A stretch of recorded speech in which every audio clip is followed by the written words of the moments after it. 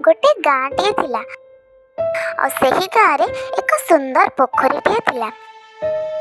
ସେହି ପୋଖରୀରେ ବିଭିନ୍ନ ପ୍ରକାରର ଜଳଚର ପ୍ରାଣୀ ବାସ କରୁଥିଲେ ଏବଂ ଏକ କଇଁଛ ମଧ୍ୟ ରହୁଥିଲା। ଦିନକର କଥା, ବହୁତ ଦୂରରୁ ଦୁଇଟି ହଂସ ଆସି ସେହି ପୋଖରୀ କୂଳରେ ବସିଲେ ଆଉ ଦେଖିଲେ ପୋଖରୀର ସେ କୂଳରେ କଇଁଛ ଏକୁଟିଆ ବସିଛି। ତ ଏହି ଦୁଇ ହଂସ କଇଁଛ ପାଖକୁ ଗଲେ ଓ ତାପରେ କଇଁଛ ଓ ଦୁଇ ହଂସଙ୍କ ମଧ୍ୟରେ ବନ୍ଧୁତା ବଢ଼ିଲା।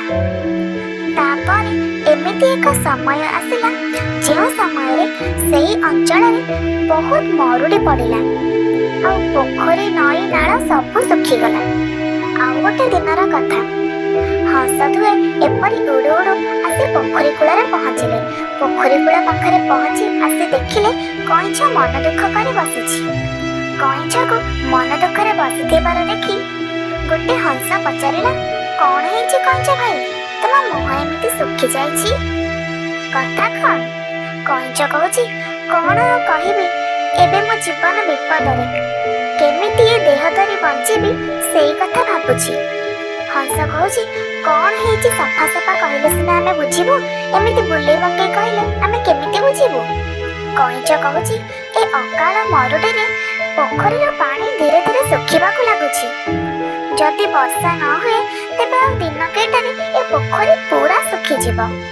ତମେ ସିନା ଉଡ଼ି ପାରୁଛ, ଆଉ କୋଉଠିକି ଚାଲିଯିବ, ହେଲେ ମୁଁ କ'ଣ କରିବି? ହଂସ କହୁଛି, ହଁ ଏଇଟା ତ ସତ କଥା, ହେଲେ ୟା ପାଇଁ ଉପାୟ କ'ଣ? ସେଇଠି ଆଉ ଗୋଟେ ହଂସ କହୁଛି, ହଁ ଉପାୟ ଅଛି, ଜଙ୍ଗଲ ଭିତରେ ଗୋଟେ ବଡ଼ ହ୍ରଦଟେ ଅଛି, ଆମେ ସମସ୍ତେ ସେଇଠିକି ପଳେଇବା।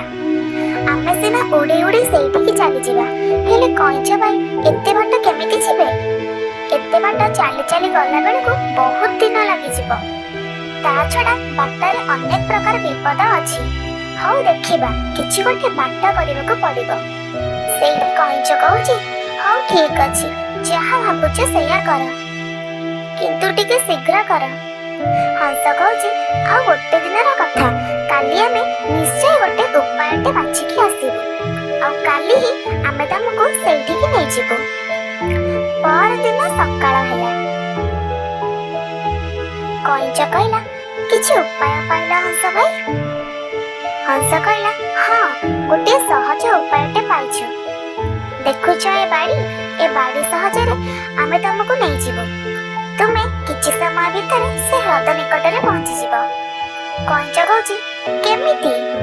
ଗୋଟେ ହଂସ କହିଲା, ଆମେ ଏ ବାଡ଼ିର ଦୁଇ ମୁଣ୍ଡକୁ ଆମ ଥଣ୍ଟରେ ଧରିବୁ ଆଉ ତମେ ଏ ବାଡ଼ିର ମଝିକୁ ଦାନ୍ତରେ କାମୁଡ଼ି ଧରିବ। ଆମେ ତମକୁ ଧରି ହ୍ରଦ ପାଖକୁ ଉଡ଼ିଯିବୁ। କଇଁଛ ଭାରି ଖୁସି ହେଇଗଲା ଆଉ କହିଲା, ଆରେ ବା, ଇଏ ତ ଭାରି ଭଲ ଉପାୟ। ହଂସ କହିଲା, ହେଲେ ଆମେ ଯେତେବେଳେ ସେ ବାଡ଼ିକି ଧରି ଉଡ଼ିବୁ ତମେ ବିଲକୁଲ ବି ପାଟି ଖୋଲିବନି। ପାଟି ଖୋଲିଲେ ତମେ ସିଧା ତଳକୁ ଖସି ପଡ଼ିବ ଆଉ ସବୁ ଯୋଜନା ଭଣ୍ଡୁର ହେଇଯିବ। କଇଁଛ କହିଲା, ହଉ ଠିକ୍ ଅଛି, ମୁଁ ଜମାରୁ ପାଟି ଖୋଲିବିନି, ଏଥର ଚାଲ ଯିବା। ତାପରେ ହଂସ ଦୁହେଁ ବାଡ଼ିର ଦୁଇ ମୁଣ୍ଡକୁ ନିଜ ଥଣ୍ଟରେ କାମୁଡ଼ି ଧରିଲେ ଆଉ ବାଡ଼ିର ମଝି ଭାଗକୁ କଇଁଛ ତା ଦାନ୍ତରେ ଧରି ରହିଲା। ଏମିତି ଉଡ଼ି ଉଡ଼ି ସେ ତିନି ଜଣ ଯାଉଥାନ୍ତି। କେତେ ପାହାଡ଼ ଘାଟି ବଣ ପର୍ବତ ଦେଇ ଶେଷରେ ସେ ହ୍ରଦ ପାଖରେ ପହଞ୍ଚିବାକୁ ଆଉ ଅଳ୍ପ କିଛି ଦୂର ବାକି ଥାଏ। ଠିକ୍ ସେଇ ହ୍ରଦ ପାଖାପାଖି ଗୋଟେ ଛୋଟ ଗାଁଟେ ପଡ଼ିଲା। ଗାଁ ପଡ଼ିଆରେ କେତେ ପିଲାମାନେ ଖେଳୁଥାନ୍ତି। ଶୂନ୍ୟରେ ଏମିତି ଗୋଟେ କଇଁଛକୁ ହଂସମାନେ ନେଉଥିବାର ଦେଖି ପିଲାମାନେ ବହୁତ ଖୁସି ହେଇ ତାଳି ମାରିବାକୁ ଲାଗିଲେ।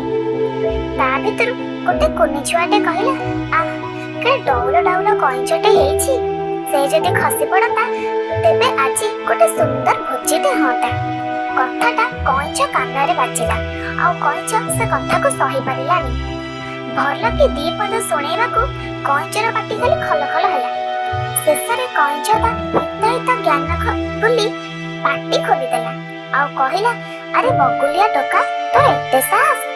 ବାସ୍ ଏତିକି କହିଛି କଇଁଛ ବାଡ଼ିରୁ ଯାଇ ସିଧା ତଳେ ପଡ଼ିଲା। ହଂସ ଦୁହେଁ ଯେଉଁ କଥାକୁ ଡରୁଥିଲେ ସେଇ କଥା ହିଁ ହେଲା। କିନ୍ତୁ କଇଁଛ ତା ଭୁଲ ପଶ୍ଚାତାପ କରିବା ପାଇଁ ଟିକେ ବି ସମୟ ପାଇଲା ନାହିଁ। ତ ଆମେ ଏଥିରୁ ଶିଖିଲେ ଯେ କୌଣସି କଥା କହିବା ପୂର୍ବରୁ ଥରେ ଭଲ ଭାବେ ଚିନ୍ତା କରି କହିବା ଉଚିତ। ବେଳେବେଳେ ଆମ ପାଟିରୁ ଏମିତି କଥା ବାହାରି ପଡ଼େ ଯାହାକି ଆମକୁ ଥରେ ପଶ୍ଚାତାପ କରିବାକୁ ସମୟ ଦିଏନି। ତ ସାଙ୍ଗମାନେ, ଇଏ ଥିଲା ଆଜିର ଭିଡ଼ିଓଟି ପସନ୍ଦ ଆସିଥିଲେ ପ୍ଲିଜ୍ ଲାଇକ୍, ସେୟାର ଆଉ ସବସ୍କ୍ରାଇବ୍ କରିବେ।